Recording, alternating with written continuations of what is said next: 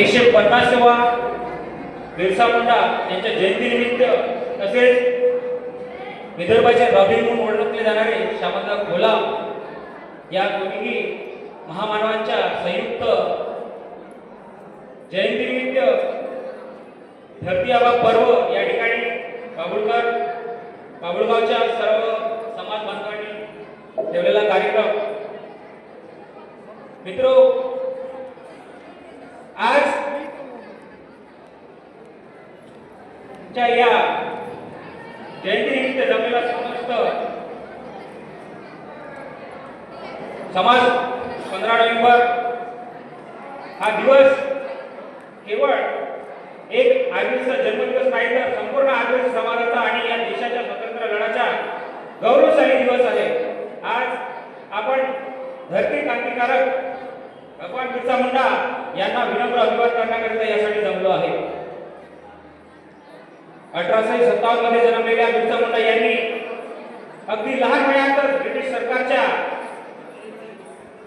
जमीनदार आणि सावकारा आणि आदिवासीचे शोषण विरुद्ध व राजनीतिक ताकद त्यांनी आपल्या समाजाला दिली।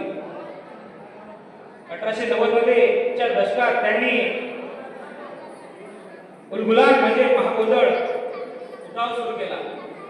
हा उठाव केवळ सत्तेविरुद्ध नव्हता तर आदिवासीच्या जल जंगल जमीन या तिन्ही मूलभूत हक्कासाठी होता।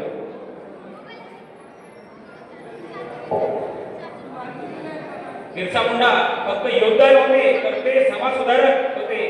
त्यांनी समाजाला अंधश्रद्धा, व्यसनाधीनता आणि चुकीच्या चालीरीतीपासून दूर राहण्याचा संदेश दिला। एकच धर्म निसर्ग धर्म या विचाराने त्यांनी समाजाला एकत्र आणण्याचा प्रयत्न केला। तोच प्रयत्न या ठिकाणी आज जे आयोजक या ठिकाणी आपला समाज एकत्र आणण्यासाठी अहोरात्र मेहनत केली। दादा बोलले की कार्यक्रम सक्सेस करण्यासाठी त्यांना किती अडचणी गेल्या, कशा पद्धतीने हा कार्यक्रम लागला त्यांना माहिती। याचप्रमाणे आम्ही सुद्धा जिल्ह्यामध्ये चालतो।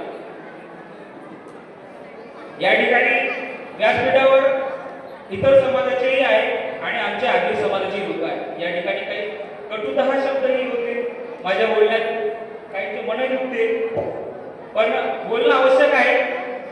त्याच्यामुळे आदिश्यमान या ठिकाणी सल्लाशक्ती म्हणजे पंचतत्वाची पूजा झाली आणि आपण इथे सुब्रत घेतलं। सुब्रत हा प्रकार या ठिकाणी बहुतांश कुणाला कळलाच नाही असं मला वाटतं, कारण जेव्हा सुब्रत झालं आणि जी आपली एनर्जी आहे ती संघटित करून त्या पंचतत्वाशी विलीन करण्याकरिता भूमकांनी सगळ्यांना स्पर्श करायला सांगितलं, तर इकडे बरेच जण बसून गेले। माहिती का तुम्हाला सल्लाशक्ती सल्लागाराची पंचशक्ती या ठिकाणी विराजमान करण्यात आली। या शक्तीचं आपण सुब्रत घेतलं। त्या सुब्रताविषयी इथे बहुतांश माहितच नाही आहे। या ठिकाणी बिरसा मुंडा जयंतीबद्दल पुन्हा सुपम शब्द सांगतीलच। या ठिकाणी आज आम्ही भाषण जरी देत असेल तरी आम्ही यांच्या तालमीत तयार झालेले विद्यार्थी आहोत। आज इथे चौका बसते की छक्का बसते सर नंतर सांगतील मला। त्यानंतर या ठिकाणी विश्वनाथ मडावी साहेब आहे ज्यांचे व्याख्यान संपूर्ण महाराष्ट्रात गाजलेले आहे।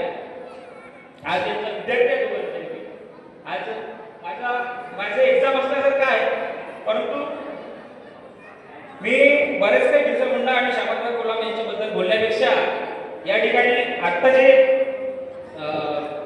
सुमरण झालं आणि जे आम्ही कार्य करतो तो सांगण्याचा प्रयत्न करतो। आज भारतीय पारिकोपार्थिक व बौद्धिक संस्थेच्या माध्यमातून आम्ही दरवर्षी सातत्याने 7 वर्षापासून कचारवाड या ठिकाणी होणारा जो कार्यक्रम असते त्या ठिकाणी आम्ही भोजनदानाची व्यवस्था करतो आणि प्रत्येक गावात जाऊन आम्ही आमच्या समाजाला वयापुण्यात काय आहे, गोंडी धर्म काय आहे, आपली पेट संस्कृती काय आहे हा सांगण्याचा प्रयत्न असतो। या ठिकाणी आज बाबुळगाव तालुक्यामध्ये आमच्या मीटिंग चालू असतात। आमची टीम आहे या ठिकाणी नरेश तुपराम आहे, गणेश मडावी आहे, सचिन गुडमते आहे। या सर्वांच्या माध्यमातून आम्ही या ठिकाणी तुमच्यापर्यंत पोहोचत असतील, तुमच्यापर्यंत आमचे कॉम्रेड्स असतील, परंतु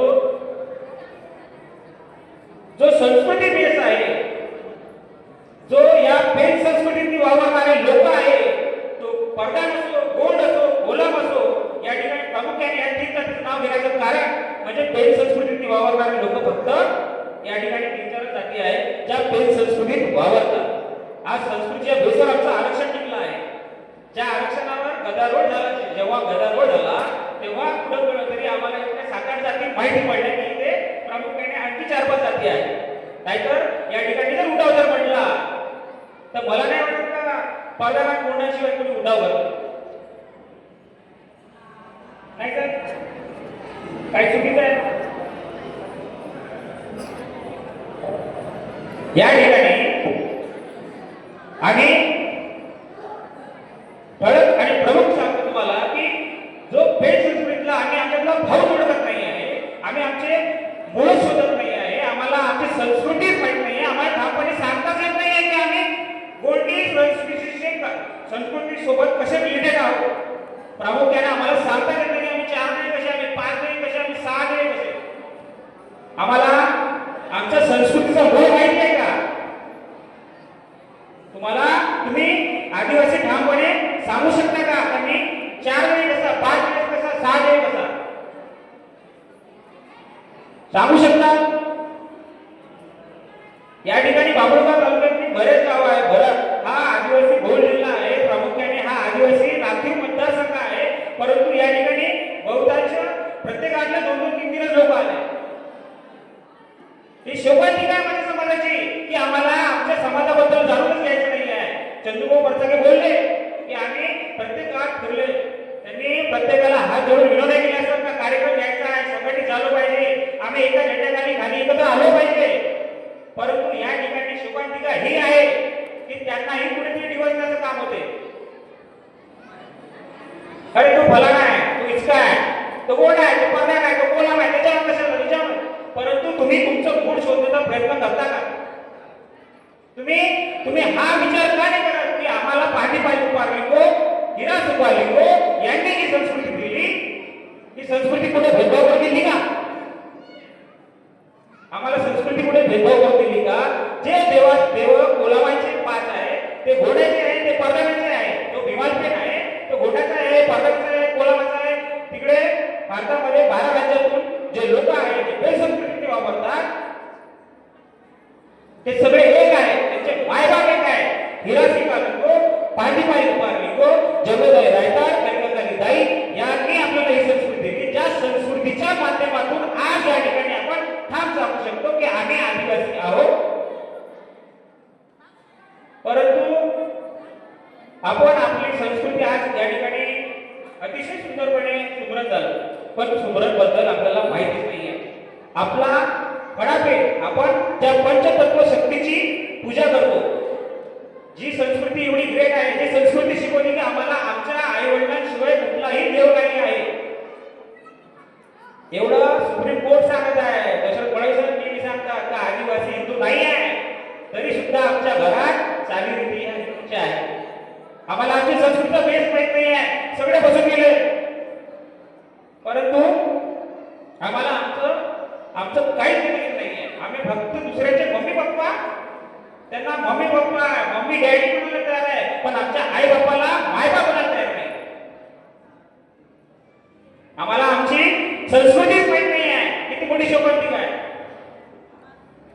जो पाया, जे मूळ आमचं कचारगड या ठिकाणाहून उगम पावलं, त्या ठिकाणाहून जे 33 मुलांनी प्रचार प्रसार केला, त्या प्रचार प्रसारातून जे आम्ही आज या ठिकाणी गोंडियन संस्कृती म्हणतो.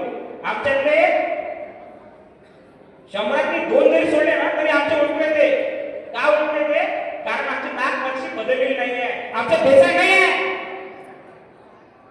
आमच्यात भेसळ नाही आहे. कारण आम्ही आमची सोयरीक संबंध जे आहे ते देवावर होते.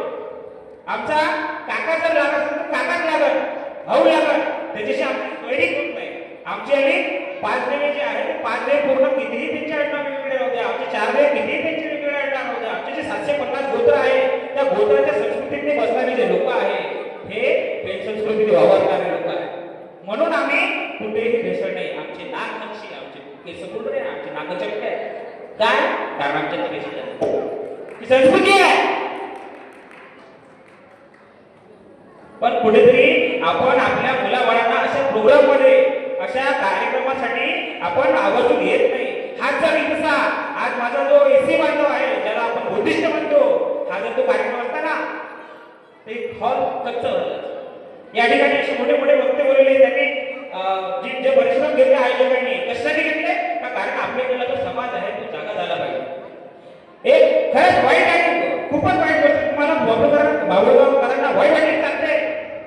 अख्खा महाराष्ट्र भेटला, अख्खा महाराष्ट्र भेटला आरक्षणासाठी. किती किती मोठे मोठे मोर्चे झाले. सगळ्यात शेवटचा मोर्चा बाबुळगावने निघाला. किती लोक होते मोर्चात? आम्हाला काही घेतलेलं नाही आहे. आता तरी जागा व्हा, आपल्याला स्वाभिमान जागा करा. आयोजकांची चिठ्ठी आली, वेळ कमी आहे म्हणजे बरोबर आहे. 10चा कार्यक्रम 3 वाजता चालू झाला, मान्य आहे. परंतु बोलणं आवश्यक आहे. चंदू या ठिकाणी जे तुम्ही मेहनत करत आहे ते कारण आमचा समाज एकत्र आला पाहिजे. आमच्या समाजाला माहिती झालं पाहिजे की आम्ही एक कसे आहोत, आम्ही एक कसे आहोत. आमच्यातला भाऊ भाऊ सोडत नाही आहे. तो कोण आहे? तो कोलाब आहे, तो प्रधान आहे. आज चंदूभाऊनं कार्यक्रम चालू केला. चंदूभाऊंनी संकल्पना मांडली का धरती आपण पर्वत चालू करायचं, आपले लोक एकत्र आले पाहिजे. या ठिकाणी जे जे समाजातले घटक आहे, ज्या फोर्स जाती आहे त्या एकत्र आल्या पाहिजे. परंतु आम्ही आमच्या भावाला ओळखत नाही होत. ते भांडणं बंद करा. हे राजकारणी तुमच्यात कुठेतरी मी भले कोणाला गणतंत्र पार्टीचं काम करत असेल, परंतु मी एक पाणी उभारणी बौद्धिस्टच्या माध्यमातून माझा समाज एकत्र करण्याचं काम करतो. जेणेकरून माझा जो गोड असो, प्रधान असो, कोलाम असो, जे पेन संस्कृती लोक आहेत त्यांना एकत्र आणण्याचा प्रयत्न करतो. बाबा तुझं मूड एक आहे, आपण सगळे एका मायाचे लेकर आहोत. भले आपण शेंड्यावर कुठेतरी असेल वेगवेगळे, परंतु आपल्याला आपल्या समाजाची जाणीव असली पाहिजे. कोणी आपल्या जातीबद्दल बोलत असेल त्याला कुठेतरी दाखवलं पाहिजे. आता प्रियदर्शनताई विजय गेल्या, बोलायचं राहिलं. आम्ही या ठिकाणी आदिवासी बहुल जिल्हा आहे, हा आदिवासी मतदारसंघ आहे. तुम्ही ठामपणे आज मंत्रीपद आहे, आदिवासी विकास मंत्रीपद आहे साहेबांपर्यंत. तुम्ही त्यांचा राळेगाव मतदारसंघ आहे, तुम्ही त्यांच्यापर्यंत पोहोचायला पाहिजे. ताईला आम्ही पहिली आठ ठेवली की आमची इकडे मीटिंग झाली, प्रत्येकाला शेवटी आम्ही मोगीताईची मीटिंग लावली आणि प्रियदर्शनताईची मीटिंग लावली. निवडून आल्यानंतर आम्हाला वाघापूरला विमान पेंडलला 21 लाखाचा हॉल लागला. आमची फाईल गेली, कालच पोसी आली. आदिवासी विकास प्रकल्प ऑफिसला फाईल गेली, आम्ही फाईल गेली होती. दोन्हीही नगराध्यक्षांना आधीच अर्ज केला की आम्हाला तुम्ही जर निवडून आले तर आम्हाला सभागृह लागेल. तुम्ही प्रत्येकाने त्यांच्यापर्यंत पोहोचलं पाहिजे. तुम्ही मतदान केलं असं कसं केलं, तो जनप्रतिनिधी आहे, तो आपल्या आरक्षणाच्या भरोशावर बसलाय. पण आपण जातो का? नाही जात. आता तिथं सत्कार झाला, आमचे सगळे माग उडवा सांगा लागते. अरे सोमवारची व्यक्ती माणूस आहे, पुढे जायला पाहिजे, बोलायला पाहिजे. आपण ठाम भूमिका घेतच नाही. का नाही घेत? कारण आम्हाला आमचा बेस माहित नाही, आम्हाला आमची संस्कृतीच माहित नाही. मी गोड कसा आहे, मी प्रधान कसा आहे, मी कोलाम कसा आहे, माहितच नाही. कधी माहित करतो. यासाठी आम्ही दरवर्षी पाणी उभारणी बौद्धिस्टच्या माध्यमातून प्रत्येक गावात जाऊन मीटिंग घेतो. आज मला या ठिकाणी चंदूभाऊ विकास भाऊ यांच्या माध्यमातून या मंचावर बोलायला आणि तुमच्या सर्वांची संवाद साधायला भेटत आहे. त्याच्यावर मी आभार व्यक्त करतो की खरंच तुम्हाला जर तुमची संस्कृती जाणून घ्यायची असेल तर येत्या 1 तारखेला 1 फरवरीला कंचारगड येथे यात्रा आहे. ती 30 तारखेपासून तर 3 तारखेपर्यंत यात्रा आहे. त्या ठिकाणी येणाऱ्या सर्व समाजासाठी यवतमाळची टीम तर सक्रिय असते. तुम्हाला तिथे आल्यानंतर राहण्याची व्यवस्था, जेवणाची व्यवस्था ही सगळी आमची टीम त्या ठिकाणी उपलब्ध करते. फक्त तुम्ही तिथे येणे आणि दर्शन करणे आणि त्या ठिकाणी आपल्या संस्कृतीबद्दल जाणून घेणे, जेणेकरून तुम्हाला माहीत पडेल की आम्ही या संस्कृतीचा भाग कसा.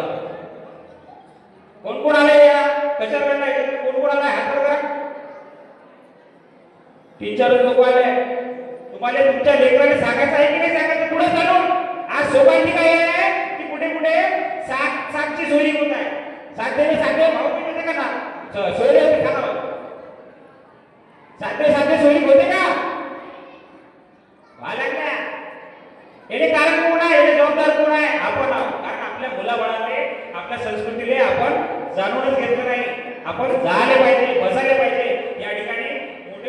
व्यक्ती येतात त्यांना ऐकलं पाहिजे, त्यांच्या माध्यमातून तुम्हाला माहिती पडेल. इकडे आपला यवतमाळ पासून तर घाटेली राणेगाव हे बाबुळगाव कळम राणेगाव हा पट्टा भाषा तर विसरलाच आहे, पण आता संस्कृती पण हरवत चालू आहे.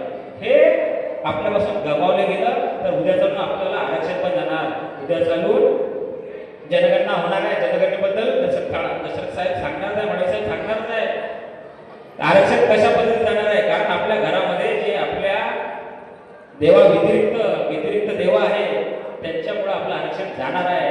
याच्याबद्दल साहेब बोलणार आहे. वेळ भरपूर कमी आहे, बोलायचं तर खूप काही आहे, परंतु या ठिकाणी आयोजकांनी मला बोलायची संधी दिली, त्या सर्वांचा आभार.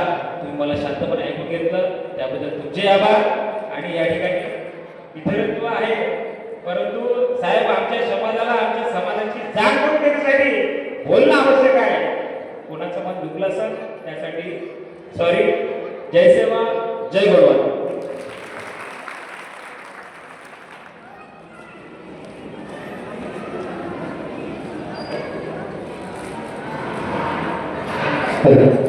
धन्यवाद सर.